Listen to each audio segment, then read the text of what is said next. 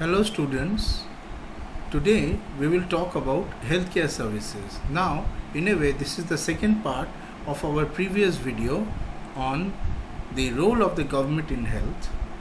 Today we will talk about some of the key points, concept map and some very important points which were not covered in the NCERT related books.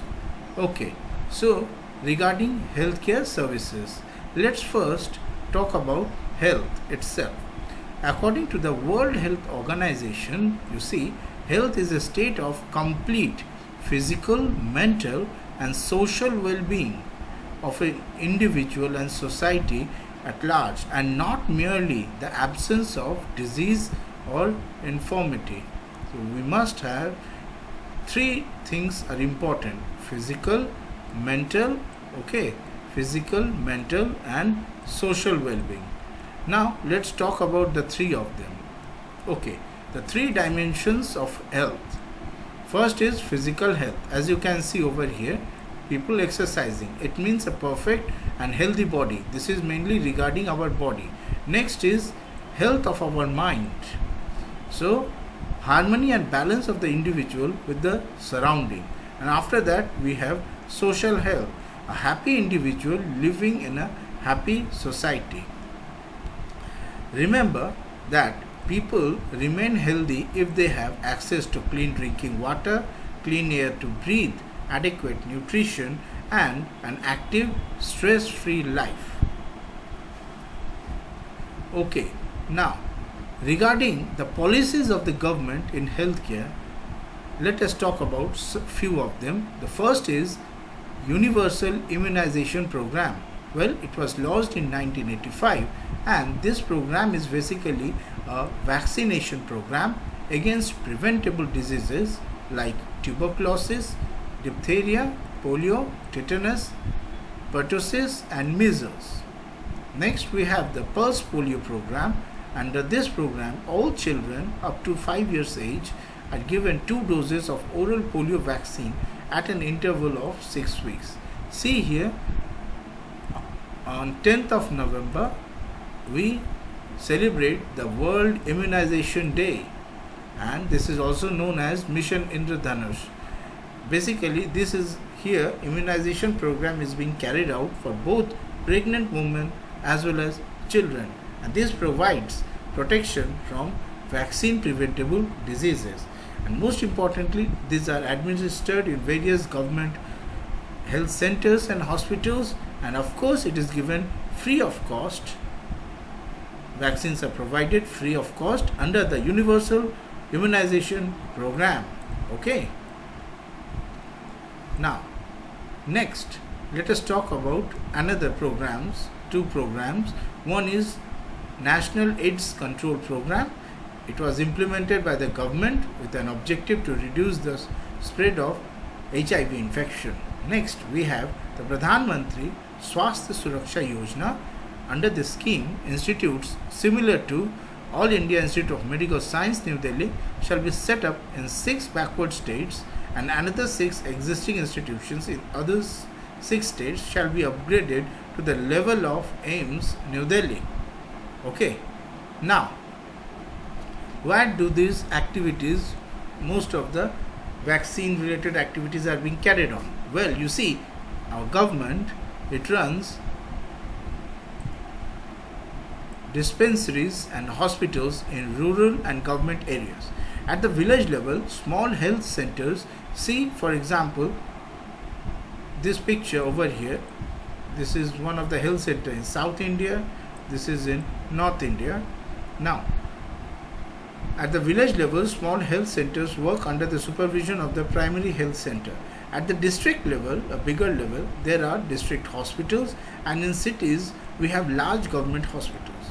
Now, the treatment is affordable in these hospitals and run by the government and health centers. However, remember that they do lack in equipment and qualified staff.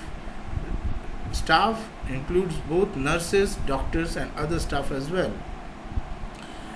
Also, we have private healthcare facilities which comprise of private clinics, hospitals and nursing homes.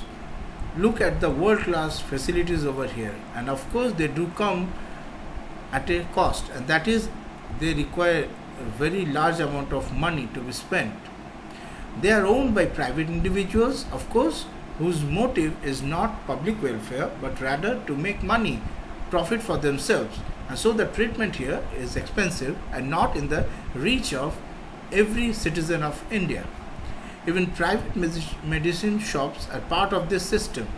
Now, government has made a directive that private hospitals have to give free medical treatment to poor in exchange of the public land provided to them at a cheap rate. This is yet another form of government initiative to make private healthcare facility accessible to the poor class of India.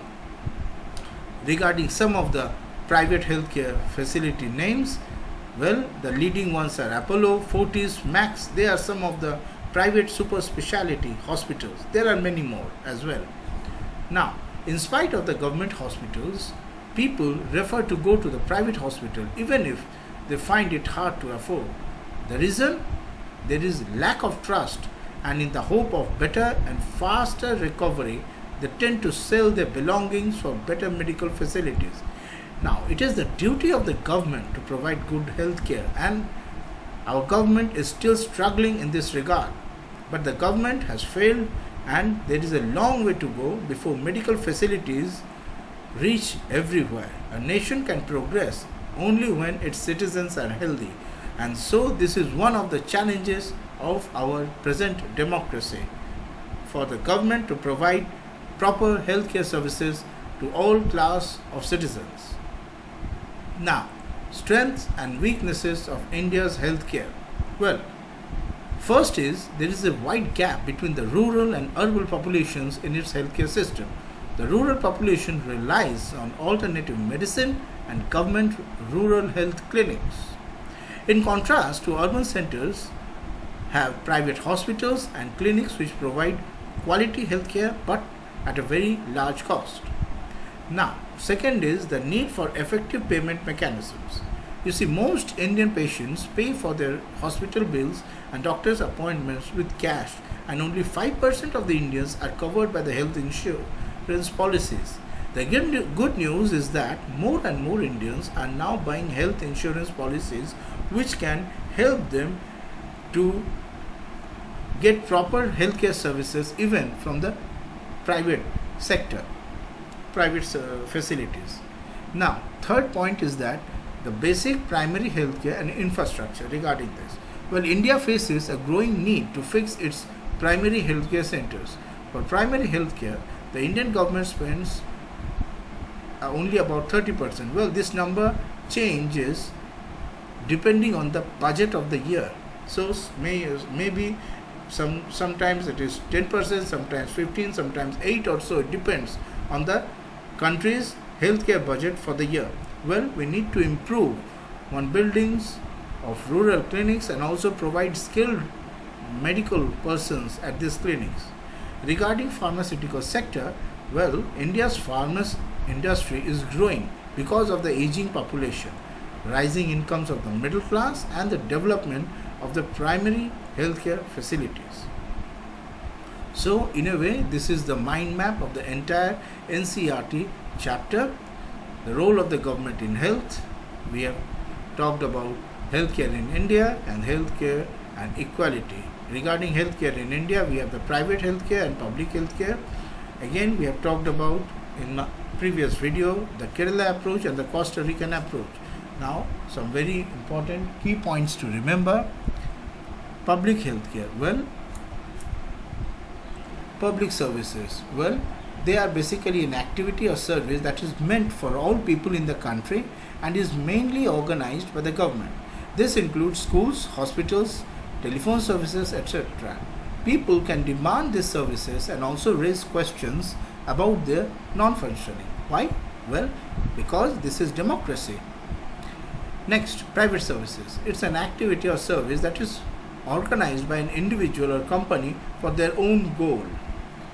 Medical tourists. Again, we have talked about it. This refers to foreigners who come to this country especially for medical treatment at hospitals, and offer world-class facilities at a lower cost than they would have to pay in their own countries. Communicable diseases. Well, these are diseases that are spread from one person to another in many ways, such as through food, air, water, etc. OPD, this is a short form for outpatient department. This is where people are first brought to and treated in a hospital without being admitted to any special ward. Ethics, which is moral principle that influence a person's behavior. Generic names. These are chemical names of the drugs. They help in identifying the ingredients. They are globally recognized. For example, acetyl salicylic acid is the generic name of aspirin.